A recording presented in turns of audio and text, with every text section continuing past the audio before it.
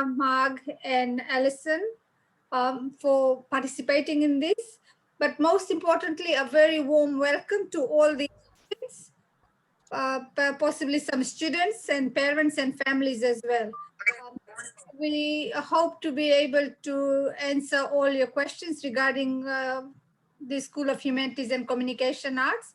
And like Trang said earlier, please put any questions into the chat box and we will endeavor to answer them. Next slide, please. Thanks.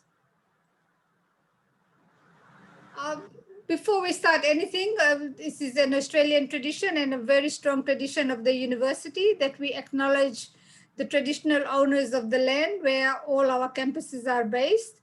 And I want to pay my respects to the elders, past, present, and future. Thank you. Next slide. I just want to start by talking about the university generally. We are among the top 2% of universities worldwide and number 3 in the world for our sustainable development goals. I just wanted to mention that, and it's a very important one to know, especially in regards to how we rate compared to other universities worldwide, as well as locally here in Australia and of course in Sydney.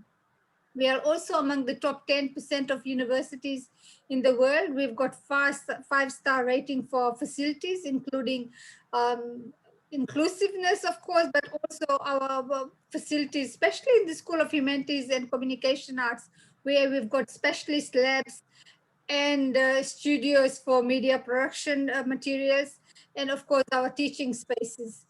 And of course, we are out of 10, we are rated 9 in terms of employer satisfaction.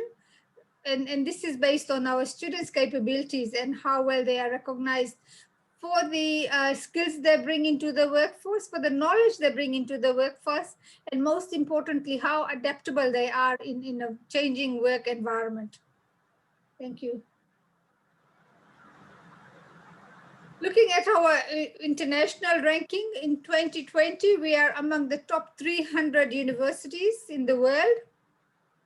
And in 2020, we were among the top 40 among young universities worldwide. And then, of course, like I said earlier, for sustainability goals, we are really well recognized for clean water and sanitation, life below water, clean water and sustainability again, and the impact rankings, number 2 in Australia, number 3 in the world. And I think it's important that we share that. Looking at our international standing and how we are sort of preparing ourselves. The next slide, thank you. Our international goal or our international mission is to really be focused and help our international students, and especially given the COVID situation. And now I'm talking more about our school, Humanities and Communication Arts. We really endeavor to help our students. We go out of our way to ensure that our students are able to learn, and we have actually championed the online programs in the university.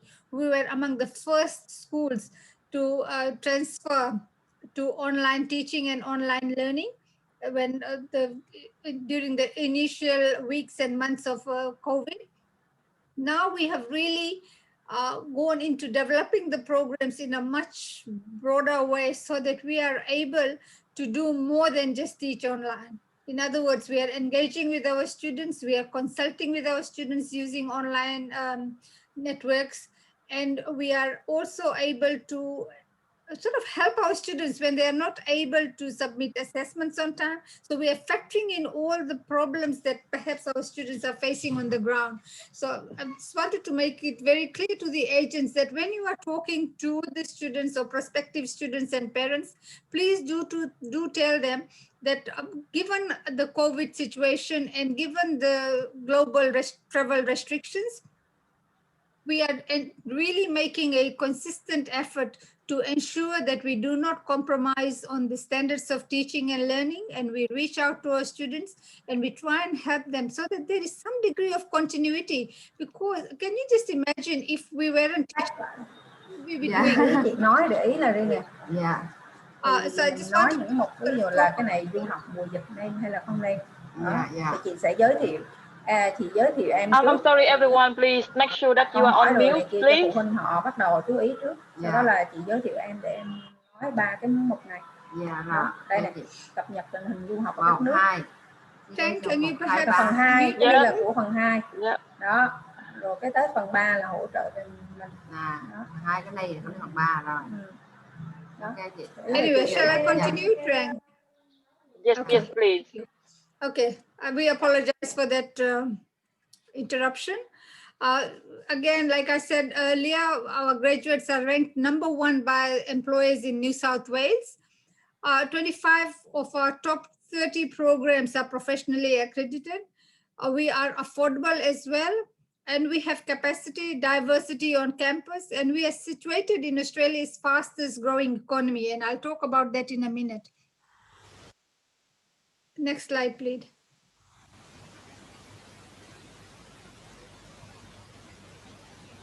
Next slide, thanks.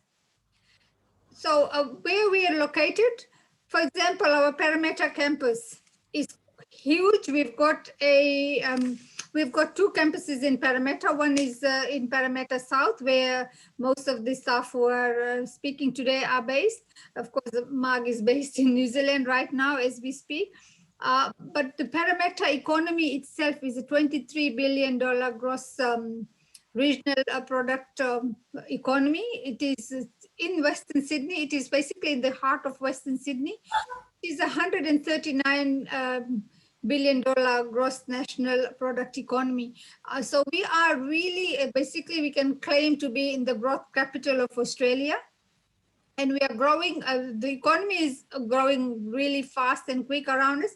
And we are also really destined for a very interesting future, because Sydney's next airport is basically being built in our backyard, if I can use that term.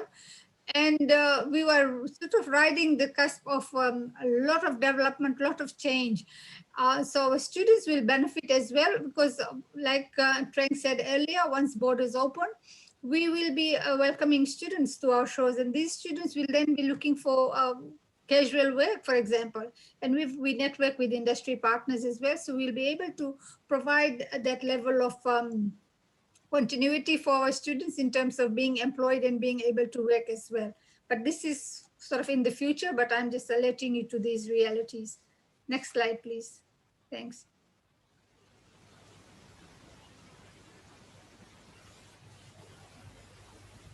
I just wanted to quickly show you the map of where we are located. Our 9 campuses basically spread across the Western Sydney region. And of course, the Parramatta City campus here. And of course, we've got a Sydney City campus. The campus in Bankstown is growing, as well as our Liverpool campus, which has got nursing and all. As a teaching space. Then we've got campuses in Penrith, the Hawkesbury campus, which has got the agriculture or agriculture science research institute. We've got a Nirimba campus. So we are basically, we have a very strong presence in Western Sydney, and our students, the local students, are able to attend any of these campuses or use the facilities to be able to learn online, you know, if teaching is happening in another place where they are not able to travel to. Thanks. The next slide, please.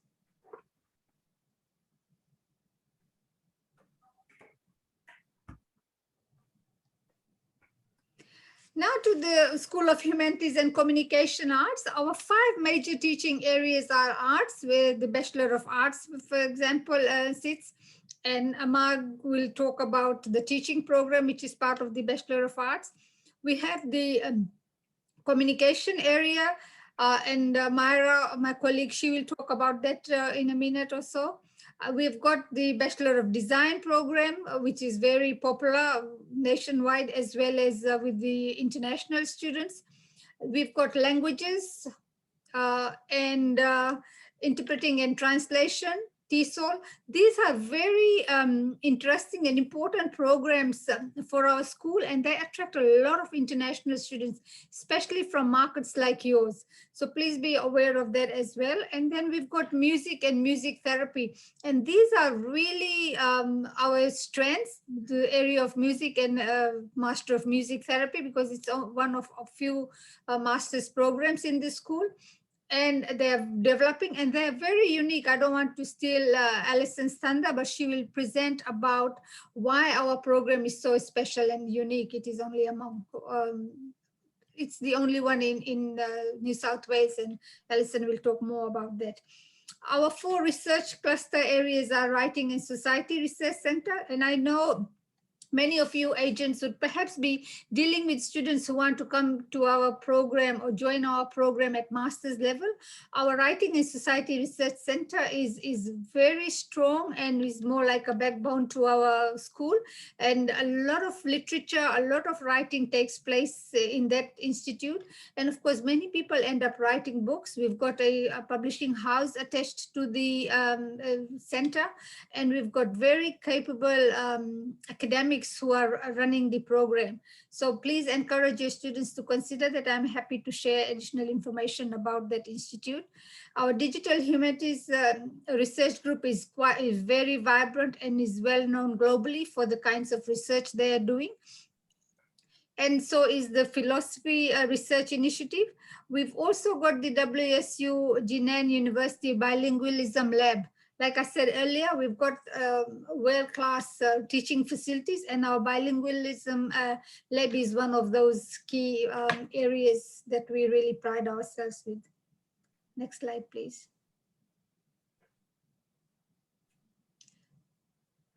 Again, back to the rankings, but this is at the school level. In this World University rankings based on subject areas, the Communications and Media Studies program, our program sits among the top 100 worldwide. And that is a huge achievement. If you, even if you do a quick search to find out which institutions have the communication and media studies, many universities have these programs, but we are so happy and proud to say that ours sits among the top 100. And then of course, our linguistics programs also sit among the top 150 in the world. Next slide, please. And of course, you'd be wondering why should you choose our Humanities and Communication Arts program when there are so many other universities offering these programs? Of course, communication, culture, and media again sit among 110 to 150. This is worldwide rankings. English language and literature, 201 to 250. Linguistics in the 100 to 150 range. And then, like I said earlier, our TV studio is very well developed. It has state-of-art technology, and our students are able to present from the TV studios, so more like a real newsroom environment. In fact, one of the projects that I'm currently working on is to actually allow all the other schools to run their webinars, international webinars from the TV studio. And of course, that will really showcase our program as top-notch and world-class. Then we've, of course, got international, national, and award-winning teachers who are leading our programs. So these are people who have had a lot of industry experience, have developed expertise in academia through the kinds of research they have done, and of course, the kinds of collaboration they have with international partners. So they have a wealth of knowledge and experience and expertise, and our students are so lucky to be taught by people who have got this sort of type of flavor that they bring into the classroom. Of course, our focus is very much on our students. We really try and help our students to become upskilled, much more marketable in terms of finding employment, because when they come to us, the whole idea is either to upskill themselves, find better jobs, or go into the ideal job that they're studying for. So we really factor this in when we are teaching, and our teaching programs actually reflect this. Our teachers are also, or our academics are also creators of the 21st century curriculum, which is an initiative by the university whereby we are really redeveloping our curriculum, keeping in mind the new learning habits of the new generation of students. And of course, the future of work is driving this kind of change, and we are very much aware of these realities on the ground. So we are constantly revisiting our programs, developing and redeveloping to make sure we are agile and adaptable. And then, of course, we've got what we call the Australian government's New Colombo Plan, whereby the government provides funding to universities to give our students an experience of countries like Cambodia, Vietnam, Laos, wherever you are from. So our students don't sort of seem to have that kind of experience, and the government provides funding. So it's very competitive, but our school, again, is championing this because so many of our academics have led New Colombo plans to countries outside of Australia, and they have been very successful. Our students, upon returning, have been able to find employment and work because of the kinds of experiences they have had. And then, of course, we've got award-winning students in our program. And I just want to go to the next slide, but we also focus on soft skills. That's why our school, of course, called the Humanities and Communication Arts School. We really encourage our students to develop soft skills, which means the people-to-people skills. You can be a great manager, but if you cannot communicate and if you do not empathize with the workers or employees, you are not going to be very successful. So we really try and instill those skills in our students. Next slide, please.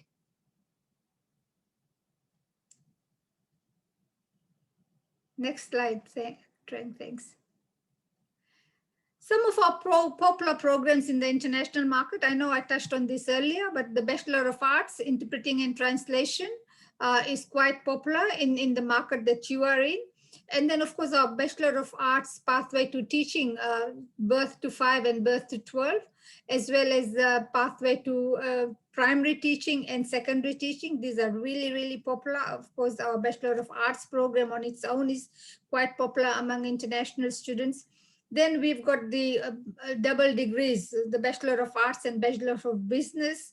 The Bachelor of Communication is popular worldwide. Basically, students from Europe and other places also come to our program because of the nature of the combinations that we offer. And then we have the Bachelor of Business Bachelor of Communication combined with Bachelor of Business. So it's more like a double degree. And at this point, I'd also like to mention that we have the University of Economics Ho Chi Minh campus. That is our campus that belongs to the, sorry to sound like we own the place, but it is our off-site campus. And we have articulated some of our programs with that campus. So the teachers will be teaching our programs there. So the Bachelor of Communication and Bachelor of Business is quite popular among students there. And we are going to be taking our first intake in 2020. So if you have students who are interested, please, now is the time to really start marketing and sharing information about this. Trang will be able to share more details with you, and I am only an email away. Do connect with me. And we've also articulated our Bachelor of Communication, but remember the focus is in the areas of advertising and public relations initially, and then we will be doing further articulations with the other programs as well. Then at the master's level, we've got the Australia-China Institute for Arts and Culture. And the director is Professor Jing Han. She's very active in these markets as well. So please, if people are interested in cultural studies and all of that, we are also able to accommodate that through our Master of Research because some of our other master's programs have been rested for a bit while we figure out some of the ways to rejig some programs. The Institute for Culture and Society is a very strong institute within the university, but it's very strongly aligned with our school. It is the largest dedicated research concentration of its kind in Australia. And many of the students, especially from the Asian markets and Southeast Asian markets, come to us to conduct research or cultural research and other such research related to specific regions, actually. Then we've also got the Whitlam Institute, which focuses on studies in the fields of politics. And that institute has been named after former Australian Prime Minister Gore Whitlam. Then we have the Master of Arts in Literature and Creative Writing. Like I said earlier, that's a very popular master's program in our school. And of course, the Master of Creative Music Therapy, about which you will hear in a few minutes. And of course, the Master of Research program, which is more like a foundation program that prepares students who are really academically inclined and are interested to do further research, such as PhDs. But of course, there is an exit from the Master of Research program as well. Next slide, please. Thank you. I just want to touch again briefly on online learning. And please remember that while the borders remain closed and we can't really guarantee when we will be back in business in terms of opening borders and all, we are continuing to offer all our programs online. So do not hesitate to connect with us. I actually am teaching about 6 or 7 online students in the online program, and most of them are either from Vietnam or from Laos. I've got a student from Mongolia. Do tell the students, prospective students, that they can join us. Our spring semester starts on the 19th of July, but we will be able to welcome students. Even we are still recruiting, and Treng would be able to help them. I don't want to talk about these programs because we've got academics who are ready to talk about these programs, so I don't want to touch too much on that, but just wanted to say that we are very flexible and we are still welcoming students for our next semester. And then of course, if we do get a bit delayed, that's okay. You can join us in 2022. Employment prospects, again, our students have found work in various areas in the global media and business environments, in government at the federal, state, and local level, working for non-government organizations. Some of them are self-employed, others are working in the corporate world. They're all doing really, really well. And we have a special network, an alumni network that keeps all our former students in the loop in terms of how we are developing. We've also, this is a new initiative, but it is very much active and alive. And this is with our careers unit. We've got a on-campus careers unit that really helps the current students to start preparing for the future of work. And what we have recently done is actually now focusing on employing international students in the within the university, so that they are able to earn some money. And because of the COVID situation, some of their casual work opportunities have been taken away, especially in the areas of hospitality.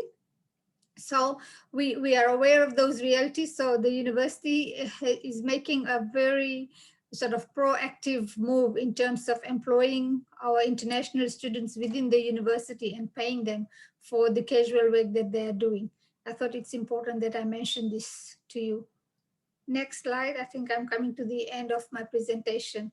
Thank you so much. And I'll now introduce you to Dr. Alison Short, who is a senior lecturer and academic course advisor in the Master of Creative Music Therapy. Thank you.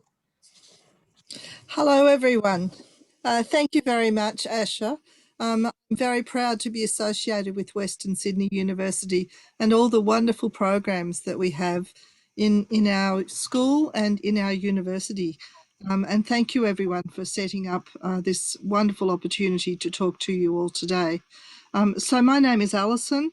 I'm Senior Lecturer and Course Advisor in Music Therapy, and I'm also connected to a whole lot of the research units in the university and a little bit connected to other universities and other things too.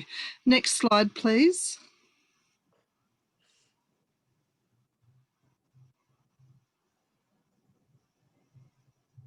Okay, so the Master of Creative Music Therapy as Dr. Chand was saying, is a master's degree, so you need to have another degree first. It is one of only 2 accredited music therapy courses in Australia, and our accreditation comes from the Australian Music Therapy Association. It's a 2-year full-time degree, and it trains people about a lot of music therapy methods. It leads directly to registration as a music therapist in Australia. So you need to have a relevant bachelor's degree. There's also a music audition and interview, and the course includes 640 hours of clinical practice that's required for registration. 7 years ago when I started here, we had 17 students. Now we have 46. We have a mixture of domestic and international students. Around 20% of our students currently are international students. Our first international student just came back to Australia recently, so we're very pleased to welcome Shui from China recently, and we hope that our other 5 international students will be back soon, very soon too. There can be an exemption because of clinical practice in a health, needing to be in health facilities. So there's a government exemption for that too. So that's a good thing. So I've done quite a lot of research, and I've practiced as a music therapist as well. I have quite a few research students of all types. And we do quite a lot of collaborative teaching. We teach together with industry as much as we can, and we partner with various other groups. And you'll see some pictures here of some of our students up the top, and then down the bottom, some of the other picture is also some of our students. So down the bottom was the beginning of one of the music therapy conferences in Australia, and our students provided all the music to open that, which was rather fun. Okay, let's go to the next slide. So here's just a few pictures. When we did teach largely, I will talk, I see a request, I will talk about the audition in the last slide. So we taught mostly online last year, but we did have 4 days approved to be on campus, and when we were there, we were very, very careful, as you can see. We were spacing people out to do singing, standing in a large auditorium. We had people playing piano in our piano lab. The reason we had to be on campus was because of the musical interaction. You'll see there's also a group of people playing guitar on those funny looking seats, and then some other people playing a range of other instruments down there. So my name is Alison Short, and the other lecturer is Alison Fuller. We have a joke that we only employ Alisons, but we do employ other people. Kate is our placement coordinator. She's very lovely too. Next slide, please. So I'm not sure if you know what music therapy is, but just so that you know, it is a research-based practice and profession. It supports people to help them with whatever they need for their health and well-being. It's a very intentional use by trained people. It's not just any old type of music, any old how. There's actually a lot of training that goes into this to be very good music therapists. And there's quite a lot of research. Music therapists are bound by a code of ethics. They have a certain range of music making methods, and we teach all of those. And then they're employed in a whole lot of different places in health and community and aged care, disability, early childhood, schools and private practice. But what we work towards is supporting people of any age and any ability and any culture and any musical skill to use music in different ways to help them feel better and to improve whatever their issues may be. Next slide, please. So there is a whole lot of evidence, and I won't go through all of this, but you'll have it in the slides. There's a whole lot of evidence about music therapy to show that it does actually work, that it helps in all sorts of ways with things to do with social goals, with emotional, with thinking, cognitive things, with learning. It helps people in aged care, particularly with dementia. It helps people express themselves. It helps people with depression or anxiety. And we've seen that in the pandemic, haven't we? How much music we've used to help each other along. So there's all sorts of different ways that music helps and a lot of evidence about that. Next slide, please. So music therapists don't just play recorded music, they actually do stuff too with people. They use singing, they play instruments, and it might be simple percussion instruments with people.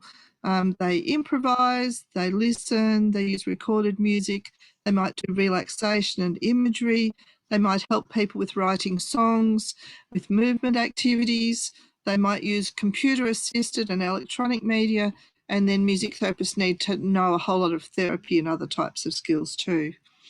Next slide, please. So this is what you really want to know. So you need to, if you want to apply, you need to apply through international admissions, and you need to supply online performances and also an essay. So you need to submit music files. That can be an issue depending what's possible to upload in your country, but the best way that you can do it. We used to ask for CDs, but then CDs got lost in the mail and all that stuff. So if we can do files, it's much better, audio files. Well, video files, actually. We need to see the person doing it. We prefer to see piano, guitar and voice. We know that people are likely to play other instruments too, and very interesting instruments. We have Chinese students that play the kujing, for instance, which is very lovely. But we need to see people playing the Western instruments with Western music in piano, guitar and voice to sing within a Western system, even though they may sing in other ways too. People need to be very competent in English just because they need to communicate with the clients. They need to go on placement here, so they need to be able to communicate. Then once we've reviewed the video file of the musical performances and we've reviewed the essay, then we will let the people know if they're eligible for an interview, for an audition and interview, and then we set that up via Zoom. We've done this a lot now, so we know how to make it work the best way. And if at all possible, people need to have a LAN, a wired type connection rather than Wi-Fi for the best quality of sound in the interview and audition. And they need to have a keyboard and a guitar available. The audition or interview of 30 minutes consists of some prepared performances. They might be the same as the files that have been submitted. They also get asked to do some sight singing in Western notation, to sing that melody that's written, to play it on the keyboard, to harmonise the melody, then create improvisations or variations, and then something also called an atonal improvisation.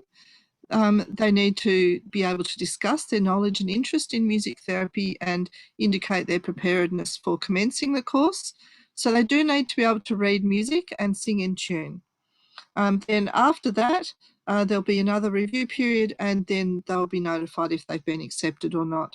If someone applies and they don't get in, they can apply another time after getting some feedback. That's okay. We don't have a problem with that. I think that might be all of my... Oh, I've got one more slide. You'll see some of our students, some of our current students. In a fairly distanced type of way. This is a picture taken in some of our music facilities. These are our practice rooms, so they're all in individual practice rooms all the way down the corridor in our fairly new facilities. So our students are saying hi to you, come and join us. So thank you very much for listening, and I mustn't take up too much time because I know other people need to talk too, but happy to answer questions. Yes, thank you, Dr. Chan and Dr. Short. Because Dr. Alison Short needs to leave maybe a little bit early, so may we take some time to answer some questions first.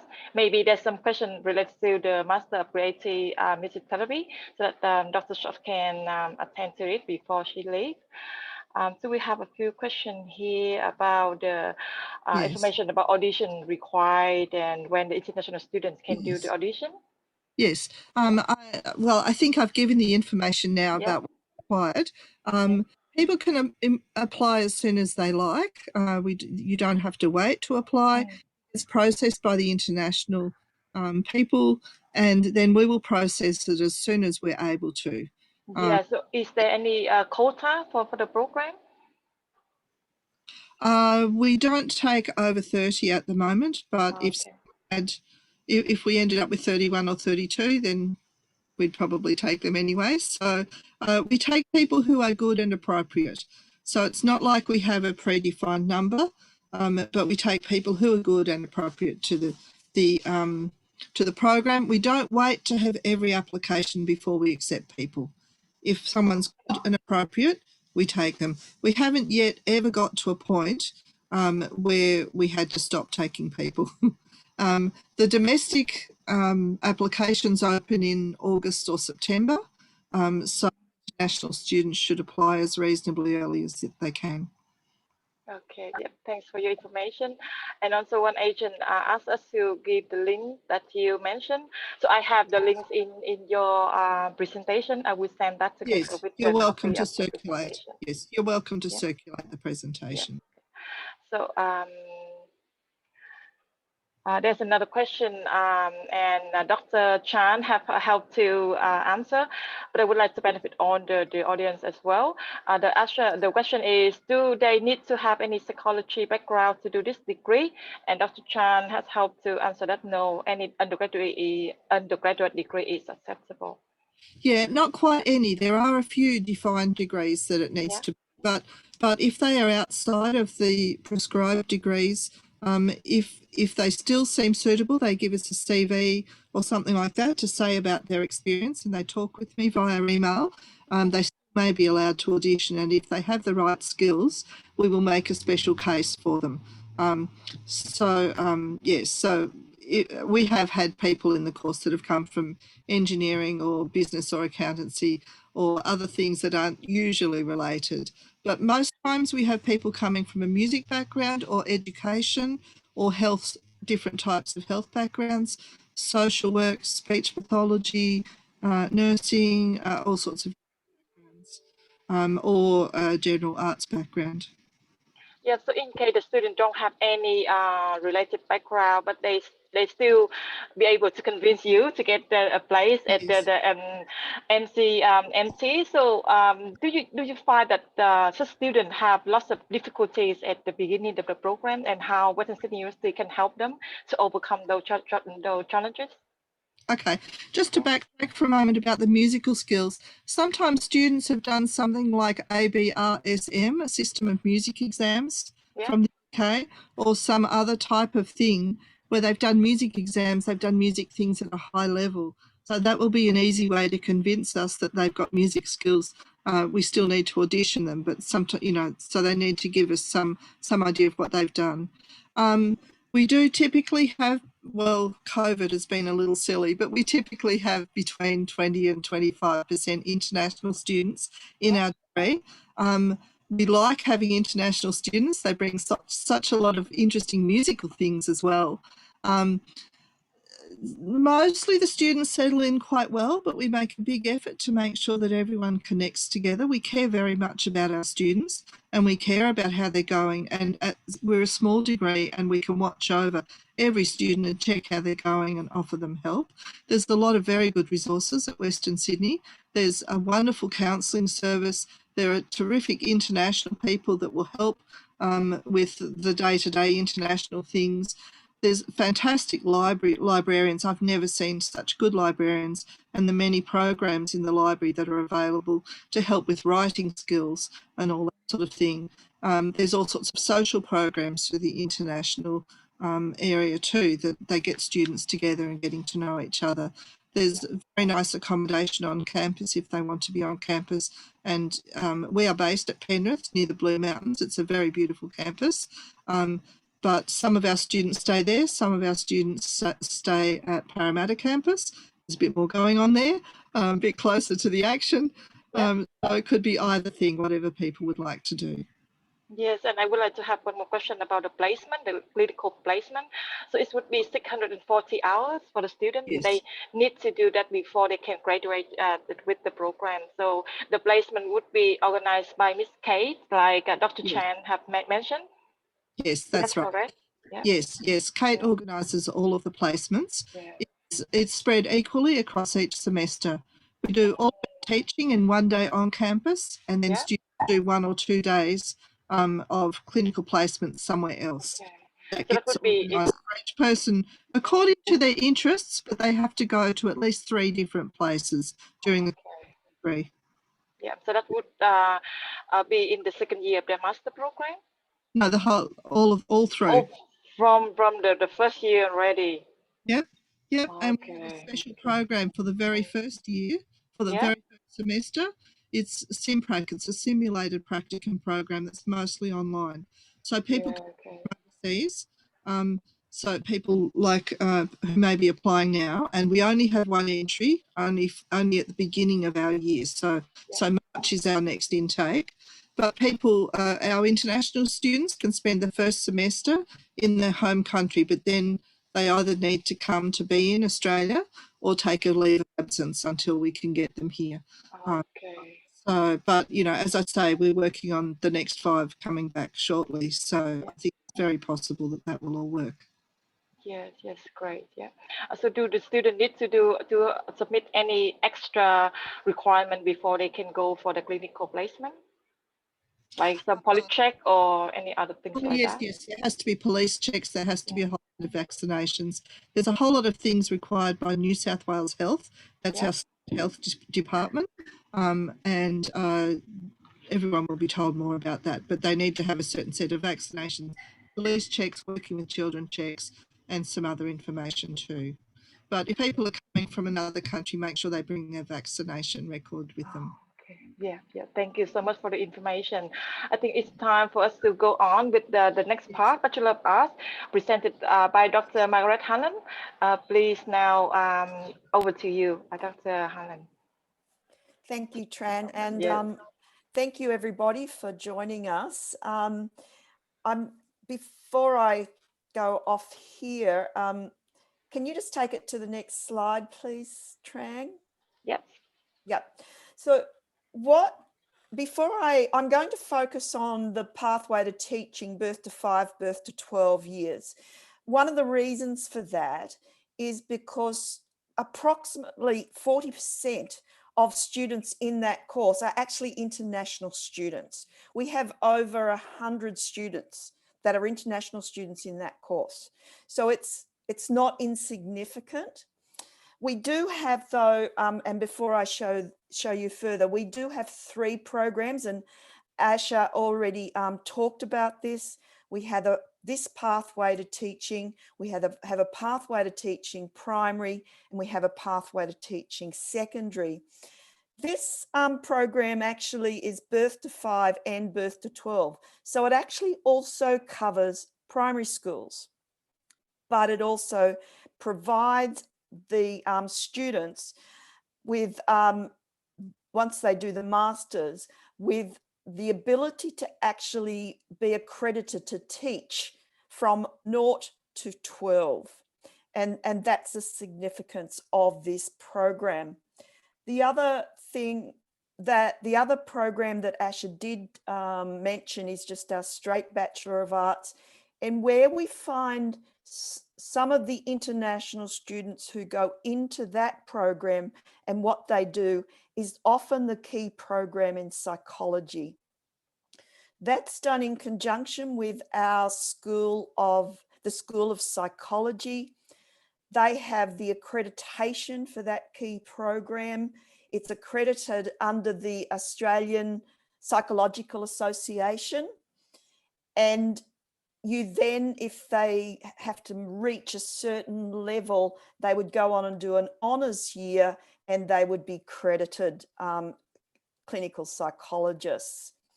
So I've focused on 1708, and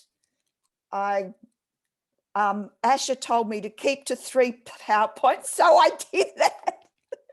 So this is what I've done. First of all, for the agents, what's most important to understand is that the Bachelor of Arts pathway to teaching, or any of the pathways programs, they are not teaching qualifications. What they are is a pathway into a Master of Teaching. Why do we do it this way? For a number of reasons. We do it because we believe that they are better teachers. Students are better and more well-rounded teachers. Okay. We also do it because we believe that it assists students to develop specialised knowledge in a particular area. And they, under the New South Wales Education Standards Authority now, all primary teachers have to have a small specialisation in either English, maths or science. Under this course, we only allow them to do it in English or maths. It is often the maths ones that the international students do. They tend to be very, very good at maths. But it also, there is a focus in this course on early childhood knowledge too, and that's developed under the Education Studies major. Tran, can you go to the next slide, but keep on clicking until I get the whole picture? Yeah, thank you. Oh, there, that's great. So under this course, all our Bachelor of Arts programs, and we've got another program called the Bachelor of International Studies, which you probably would have seen in the list that Asha showed you. All students must complete these core units. Basically, they're units that we believe are essentially important to having a broad understanding of not just Australian culture, but texts about society, but also foundations of academic English is crucial in assisting students to understand academic writing, how to write an essay, how to reference, how to structure an essay, and grammar. So that's a really key unit that's established in all our programs.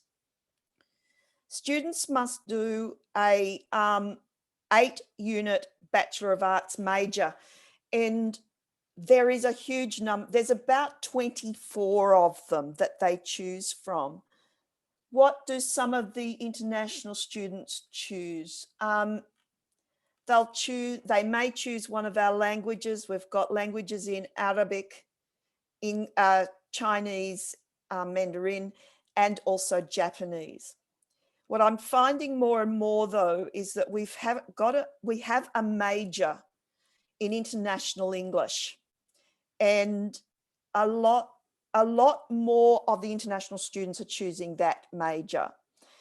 They find it really beneficial, particularly because they have at least 2 languages anyway, their own, and they'll have a fairly good degree of English. So it looks at English and how it's actually established in a world market, how it develops, how it changes. And what I'm finding is the students are doing very well at that. But as I said before about psychology, they cannot do the key program, but they can also do psychological studies. And some of the students will choose that because it provides them with an understanding of developing children, how children learn, and it goes very well with the Education Studies major, where they're actually looking at those. And then they have to do 2 more, they have 2 compulsory maths units to do, and then they do 2 more maths units or 2 English units. One of the things that is important about these pathway programs, as I said, it is not a teaching degree, but there's 2 key issues here that is a strength of Western Sydney over the other universities. One is that it automatically leads to the master's program once they meet the course requirements for the Bachelor of Arts. So it's an automatic. They don't have to apply for the master's program once they've met the course requirements. The second thing is that all of our 3 pathway programs have what we call 4 master's units built into the Bachelor of Arts, and it reduces the masters by a whole semester. The pathway birth to 5, birth to 12, their masters is 2 years, 2.5 years, I should say, 2.5 years, but they can do it by doing this pathway within 2 years. The reason it's a bit longer than the primary pathways, the Masters of Teaching Primary and the Masters of Teaching Secondary, is because of the early childhood part. So that's the, because we're looking not just at, Masters is not looking at just primary part, but it's also looking at early childhood. So it's a much more extensive knowledge base than just the Pathways program. The Masters programs are accredited by the New South Wales Education Standards Authority, and they are managed by the School of Education. So all students who come into the pathway programs will have contact with more than just our school, okay?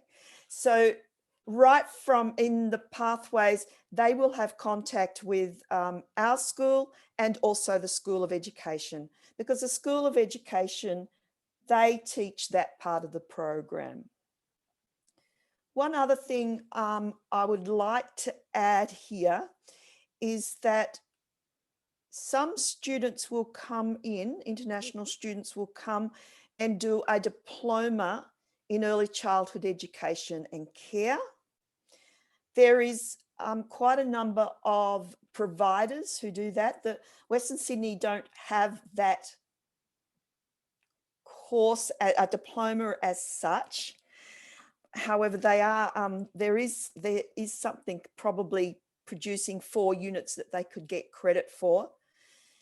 But students often will do the diploma of early childhood education and care for 2 reasons. One is it means that they can get work when they come over here in early childhood centres. And if they've got the diploma, then they can get work. So that helps them supplement incomes when they're over here. But what we also do is we provide 4 units or 40 credit points towards this education studies major from that diploma. So therefore a semester is taken off their Pathways program. So it comes back to 2.5 years instead of 3. So I think I'll leave it there because Asha did ask me just to focus on this one, and it is appropriate to focus on this one due to the larger number of international students who come into this one. And I would say we get quite excited about it, and so do the School of Education.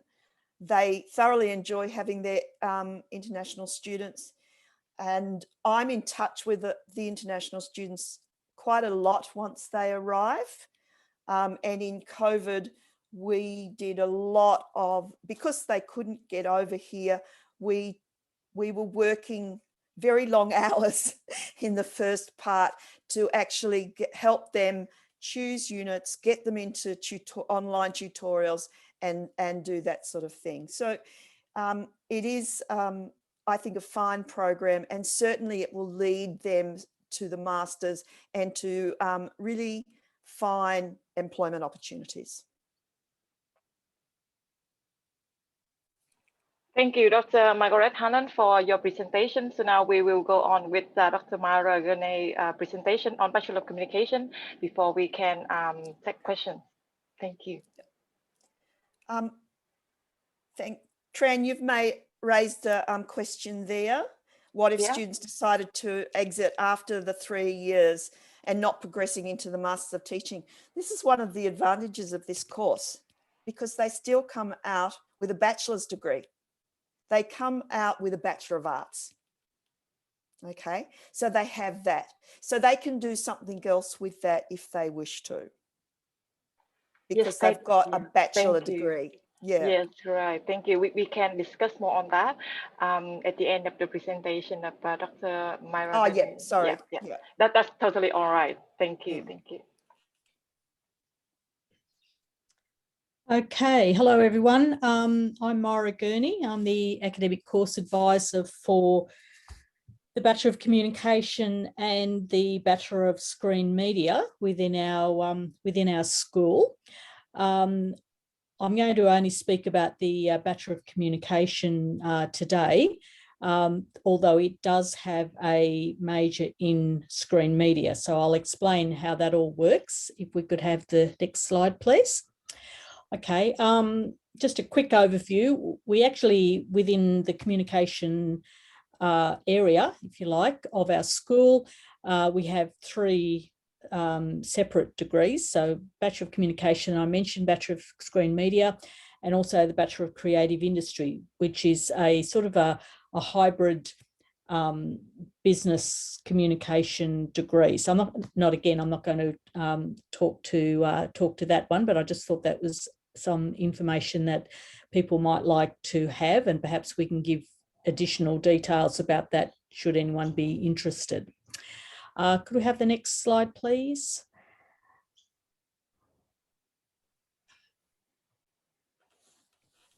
Next slide, please, Trang. Thank you. Okay. Now, the Bachelor of Communication is of those 3 degrees in this particular section of our school, is the oldest, I suppose. It's been around for quite a few years now. It's structured along the lines of 3 years, so 240 credit points. And after the first year, students do a common first year, which gives an introduction to all 4 of our majors. So our majors are in public relations, in journalism, in screen media, and in advertising. So in those 4 professional areas. And so after the first year, after the common first year, and I'm going to show you an example of the structure of the degree in a moment, students then nominate one of these areas as their major. And if they wish to, they can also nominate a second of these areas as their sub-major. They don't need to have a sub-major. Sub-major is 4 units in one of these areas, 2 at second year, 2 at third year. But if they wish to have, both, they can do that. Okay, could we have the next slide, please? Okay, so this is this slide is an outline of the structure of the degree. So the units that I've got named there are what we call the core or the foundation units. So in first year, as I said, the students come into our program and they do all 8 units. So they have to do the core units plus the intro to each of the majors. Now, the reason behind that, and this is the one of the reasons that this was designed in this way, is that what we find is that students often come to university and come to our program and they have a bit of an idea about what professional area they might be interested in. But then when they actually get into the program, they find, well, that, I thought I wanted to do journalism, but now I'm more interested in public relations, or I thought I wanted to do advertising, but now I'm more interested in screen media, or what was until recently called media arts production. And so our strategy, if you like, is to introduce the students to each of the major areas. So they do each of the 4 introductory programs. Now, in addition to that, overarching our our communication program are the areas which, in more broader and theoretical perspectives, look at areas of media, of data, of research, and of writing in professional contexts. So the 4 units at the top there in both autumn and spring are some of the units that cover these sort of quite, foundation areas upon which the majors sit.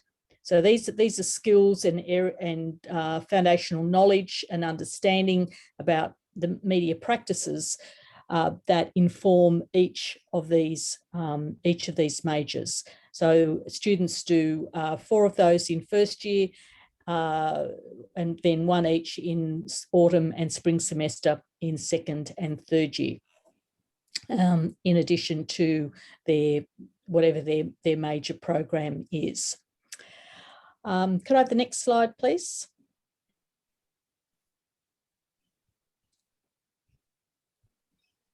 Okay, now I just thought I'd show you some of the examples of the kinds of subjects or units that the students learn or select in each of the 4 majors. So you can see journalism, advertising, public relations, and screen media in each of these. So, and I won't go into the detail of all of these subjects, but you can get a bit of a sense from the titles, perhaps, of what the areas that they're studying. In advertising and public relations, currently there are several units that the students have in common. So account and client management, communication strategies, and digital communication in particular. And so if a student, for example, does advertising as a major and public relations as a sub-major, or vice versa, because of those overlaps, they also have electives.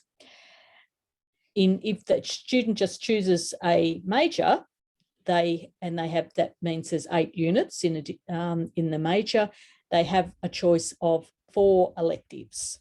And those electives can come from anywhere. We're not particular. They can come from elsewhere within our program, or they can come from the Bachelor of Arts, or the School of Business, or the School of Computing, anywhere really. It doesn't matter, as long as there's no prerequisites to them studying those particular units. And so part of my job as academic course advisor is often to make suggestions to students about what sort of electives they might choose. And that will vary. Some will, are very interested in the screen media students might choose film studies units out of the Bachelor of Arts, for example. The advertising and PR students often choose units out of the Bachelor of Business. And I'm familiar with many of those units, and I often make recommendations to them. Now, in the first 3 majors there, journalism, advertising, and public relations, the majority of those units are also taught online, so students can study online in majority of those units. The screen media is a little bit more difficult because obviously it requires equipment, it requires studio skills, editing skills, and so on. And so that's we're sort of in the process of as Asha mentioned earlier, working out ways that we can deliver those programs. But at the moment, the majority, not all, but the majority of those screen media major units do have to be studied on campus. And we have a fabulous set of facilities at the Parramatta South campus, and I'll show you a few pictures of those in a moment, where the students come and are taught by our very experienced and professional staff. Now, just before we move on to the next, one of the things I would say, in addition to the staff who teach into the key program or the core program, the teachers into each of these programs have worked in the professions themselves. And so for Asha, who teach in the journalism program, she's has been a working journalist with the Fiji Times, for example. And the same applies for the staff who teach into the majors in each of these programs. Some of the screen media staff, for example, are award-winning animators, filmmakers and so on. Okay, so I can have the next one. Next slide, please. All right, what we've got here is a few shots of some of the facilities at the Parramatta South campus. So we have our own studio, we have our own editing suite, we have a store which has up-to-date photography and camera equipment. And students in the screen media program. And in some cases, as I said, students can do screen media as a sub-major, for example. Journalism students often do that. They can select some of those units to study as a way of expanding their skill base for the different, their particular profession. So, advertising and journalism in particular, where in those professions, it is required that you have, digital film making skills and so on. And so it's not just about making feature films. Screen media has a lot of applications there. So you can see some of the facilities that we have in our Parramatta South campus, and that's they're very well used, very attractive, and extremely up to date. All right, can we have the next one, please? All right, now I forgot to mention when I was showing the programs in the majors that each of them has an internship unit, which students will normally do in their third year, and they can actually do it in any semester, in actual fact. And the idea normally is that they attempt to find their own internship, but we offer help as well for into some of these areas.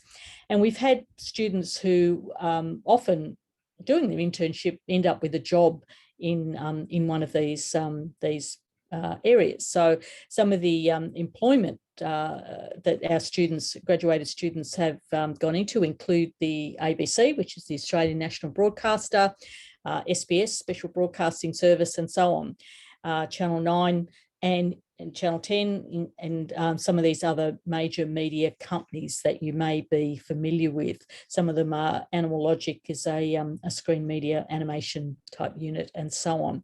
So our students have many skills that are useful and that can be applied in multiple different kinds of organisations. And because we're such, organisations have, a lot of social media and online components these days, this area is particularly valuable. These skills are particularly valuable to employers in many different areas, not necessarily the ones that you may traditionally think of as, media employers of students with media communication skills. So these are some of the examples of where some of our students have been employed, and with whom many of our professionals, staff of the majors have connections, etc. Can we have the next slide 3? That might well be it, I think. Yeah, okay. All right, so that's us in summary in the Bachelor of Communication. And so I'm happy to answer any questions at the end of the presentation. So thank you, Trang. Thank you so much, Dr. Myra, for the presentation and very detailed information about the programs. So now we have a few questions that we need to go through before we end the session today. The first one is about the BA program. So how long the BA pathway to master take? So that would be for Dr. Magaret Hanlon, please. The Bachelor of Arts is 3 years if a student is doing a full-time load of 4 units per semester. The Masters for birth to 5, birth to 12 is 2. There is an opportunity to take an early exit from the Masters, and the student would then have a Master of Teaching birth to 5 only. So they would not be accredited to teach in a primary school. Yeah, great, thank you. Another question is about Bachelor of Arts. So is it possible for students holding a Bachelor of Education in Vietnam applying to Master of Teaching instead of doing Bachelor of Arts pathway to teaching first? I think it's more about education school, right? It's actually probably more to do with admissions. Yeah. Okay, yeah, that's a question that would really need to go to admissions. We would have to ensure that the Australian government has equitable arrangements in terms of what a bachelor's degree overseas, whether it's equivalent to a bachelor's degree in Australia. That's all on the, I think it's Department of Education website. I had one only the other day. I was asked to do an assessment of it. It was certainly an equal degree, but it wasn't a degree in education. So there is very little advanced standing that I could give in that situation. If it was an equal degree, I think admissions would be the best people to go to, and then they would talk to the School of Education on that one. Yes, I totally agree. Another day, I listened to the academic webinar organized by the School of Education, and I heard, quite similar question. Actually, Bachelor of Arts is a very well-rounded program who provide the student with the necessary knowledge for them to teach students in future. So Master of Teaching give them the chance to get to be qualified a teacher in Australia. But Bachelor of Arts will be the place where the student get all the knowledge they need to teach later. But Bachelor of Education maybe is very different. So it's not about the knowledge, and it's also not about the teaching qualifying program as well. So maybe in this case, the student needs to apply to Bachelor of Arts and then seek for a few credit exemption, so they will have a very good foundation to be a teacher in Australia later. And yes, please send the application to our admission team, and they will send to the relevant school to assess the application. And Ms. Jin, I may send you the video record, the link to the Bachelor of School of the education webinar, so that you can listen to the webinar in more detail, so that you can advise your student as well. Another question for Dr. Gurney: if students join in year 1 Bachelor of Communication in, say, autumn, and they would like to study subjects available in spring semester, would that be possible? Or they have to choose the intake that have subjects they want to take? Because sometimes the subject will not be available for every intake. It really will vary between the subjects or the units. Now, in some of the core units, for example, they are taught on alternate semesters at our Parramatta South Campus and our Penrith campus. There's no one answer to the question, because it will vary. So, for example, I think, and Asha might correct me if I'm wrong, for example, Introduction to Journalism, is it taught in autumn and spring at alternate Penrith and Parramatta campus? That's right, isn't it? Yeah. So teach that across the 2 semesters and in online mode as well. That's right. And I think I have a feeling that, for example, PR theory and practice might be similar. Most of the units are taught in one semester or the other, but they don't necessarily have to be studied sequentially. To do the majors, to do your major, you have to have done the introductory unit. That's really the main caveat. So if you want to do journalism as your major, you have to have done Introduction to Journalism.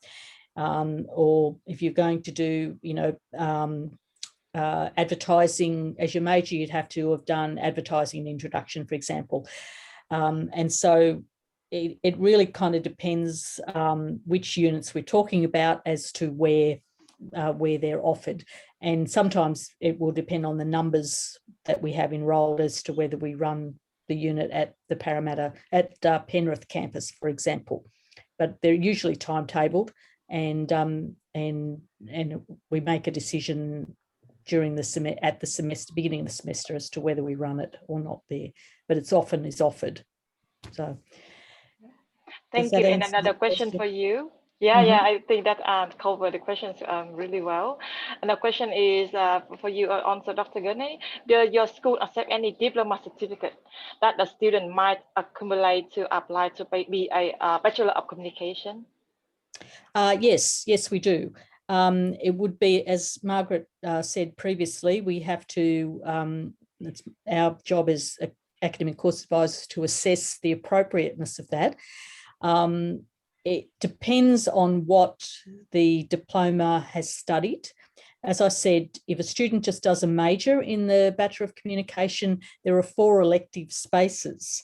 So often what happens is a student applies for advanced standing. Now they might be in some other area that's not exactly equivalent to what we do. We could offer credit for a number of those units to be placed within those elective spaces. And alternatively, if they've studied units that are sort of similar, we make the assessment based on, to some of our particular units. We look at the units, the content, the assessments, etc., and we make a decision about whether we feel that it's sufficiently similar to be, given credit against a particular unit, for example. So there's sort of two ways of doing it. Yes, and may I have a question as well in regard to internship? So how many hours do you need to complete for that internship, and will Western Sydney University will help the student to place that internship? Now it's changed. The internship requirement has changed since COVID. It was 120 hours. Asha, do you know, is it gone back to, was changed to 40 hours due to COVID last year? I'm not quite sure what's happened now.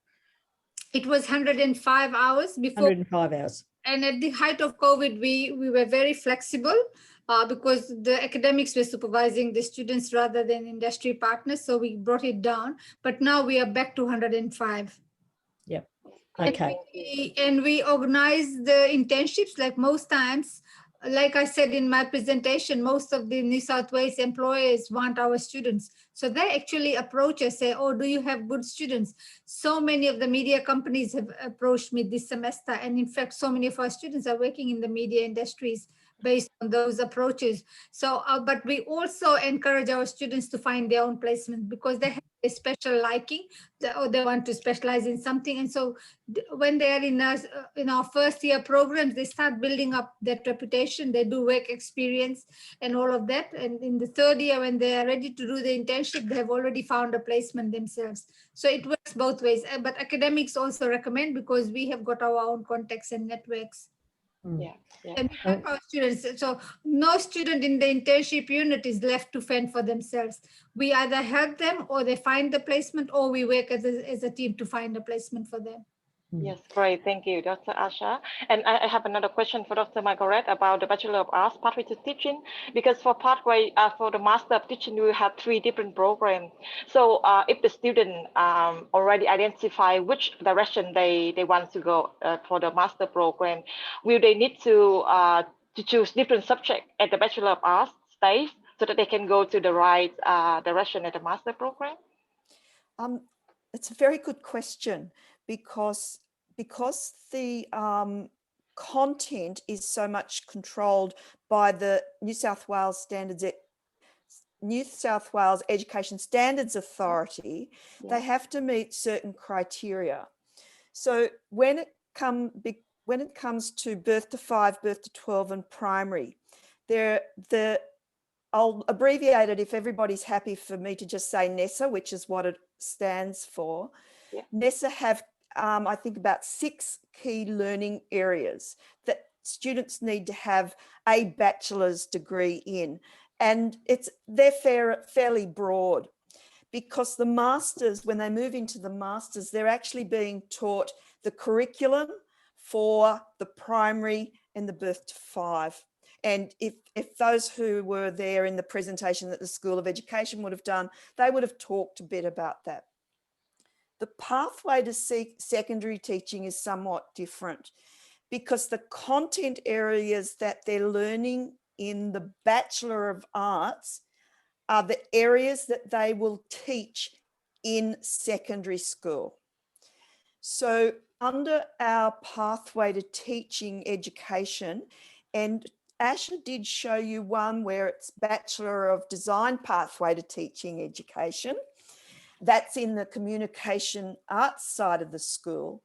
In ours, it's we have 6 major areas in what we call first teaching areas that we focus on. 3 of them are languages. 1 is English literature. 1 is modern history. 1's mathematics. And I think that's it. That's 6, I think. Yeah. Yeah, that's 6 areas. Students then have to do what we call a second teaching area and sub-major. Yeah. Okay. You must have a second teaching area in secondary. The only subject that you can teach in that starts at for the whole 6 years of secondary education is English. Okay. So even under the Bachelor of Design pathway to teaching secondary, I believe that they've got 2 teaching categories there built into that program. So they really have to, the Bachelor of Arts pathway to teaching secondary has to meet those content areas. So they then transition into the Masters, and the Masters is then focusing them around curriculum development, methodology, that sort of area. That's their training thing around curriculum and methodology to take them out. But it's the content areas is where they learn within the Bachelor of Arts. So that's the difference. Can I just add one other thing, Tran? Yeah, please. I want to go back onto something that Asha talked about. Yeah. And this is the amount of energy, but also how the school views the importance of not just international students, but also first-year students. We have actually in our school 2 academic course advisors that are devoted to first years to help those first-year students to get through the hurdles of their first year in university. And for international students, this is even more so. Not just are they entering university, but they're also in another place. So we have one in the humanities side of the school, and we have another one in the communication arts side of the school. And for the first time this year, they both happen to be males, which I think is quite interesting. So, and in the humanities side of the school, we actually have 5 in total academic course advisors, because there is over 3,000 students. We have academic course advisors based at each of the 3 campuses that we operate. So students actually can always see an academic course advisor. And I think that this is a really important issue that we need to stress at Western Sydney. We support our students with course advice. They get themselves into trouble and not sure what to do, and we give them assistance. But as Asha and Myra, and I don't know whether Claire's still on, we all know how much we devoted to the international students last year, helping them to get assistance, helping them get into online tutorials, because they had to be, trying to do our best to actually get their internet connections as well as possible. We have a very, very dedicated colleague in the languages and TESOL area and interpreting and translation area. And he was setting up support areas, particularly because he's a fluent Chinese speaker, but support webinar type things on a regular basis each week. He'd be in touch with the international students. So there was a lot of support, and there's a lot of support when they get over here. And that's, and particularly for their first years, that's why we have these first year course advisors. And I think that's a recognition by our Dean that how important that academic course advice is to support our students and first years in particular. Yes, great. Thank you so much for your extra information, because it's extremely important, especially for international students. They are totally new for the education system, and they, you know, easy to get lost because of so many subjects to choose from, and they don't know which to choose first. So thank you so much for your time to put together this session today and give us so many helpful information. So I think that's it for the question. So if I receive any other question that I don't have information, I will forward it to you for your help. And I also record the session and share with our agent. So thank you so much for your time today. And hopefully we'll have more similar sessions to come, maybe in September, October, when we prepare for the next in autumn next year. So thank you so much for your time, and have a nice evening. Thanks, thank you. Asha. Thank you, and thank you all. Thank you so everyone much for your attending. I know it's like 30 minutes over time, but you're still here. I will send you the presentation and the record later. Thank you so much, everyone. Bye-bye. Thanks, everyone. Bye. Thank you so much. Bye-bye.